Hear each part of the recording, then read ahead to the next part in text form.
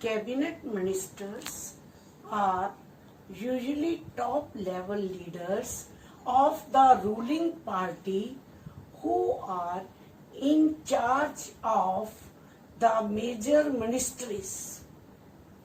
The cabinet ministers meet to take decisions in the name of the Council of Ministers. Cabinet is the inner ring of Council of Ministers. It comprises of about 25 ministers. Now, ministers of state with independent charge are usually in charge of smaller ministers. They participate in the cabinet meetings only when specially invited. Ministers of state are attached to and required to assist cabinet ministers.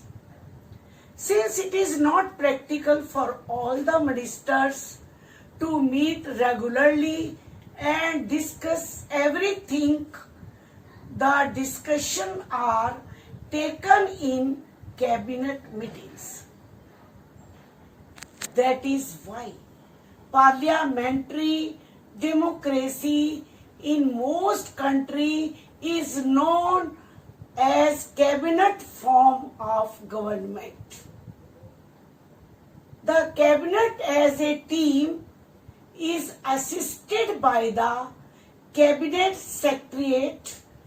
This includes many senior civil servants who try to coordinate the working of different ministries.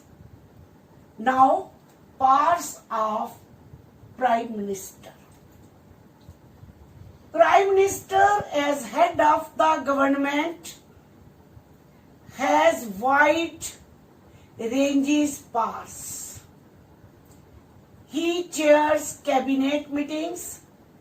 He coordinates the work of the different departments. His decisions are final. All ministers work under the leadership. The Prime Minister distributes and redistribute work to the ministers. He also has the power to dismiss ministers. When the Prime Minister quits, the entire ministry quits. If the cabinet is the most powerful institution in India, it is the Prime Minister who is the most powerful. The Prime Minister plays all important role in the management of foreign affairs.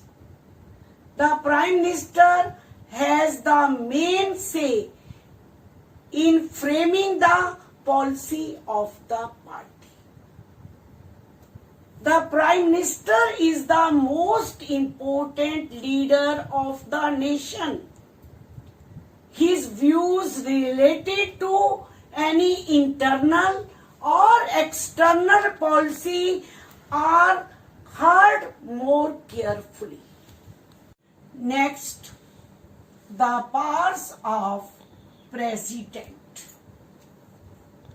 Number 1, administrative head. President is the head of the state. The administration of the country runs in his name. Second, he appoints the Prime Minister and on his advice, he appoints other ministers in the Council of Ministers. Third, he summons both houses of the parliament to session.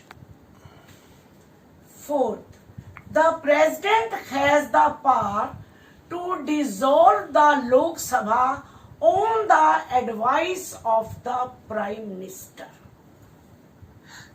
Fifth, the president nominates 12 members of parliament to Rajya Sabha. He also nominates 2 MPs of the Anglo-Indian community to the Lok Sabha. The president's assent on a bill is necessary to become a law. Thank you.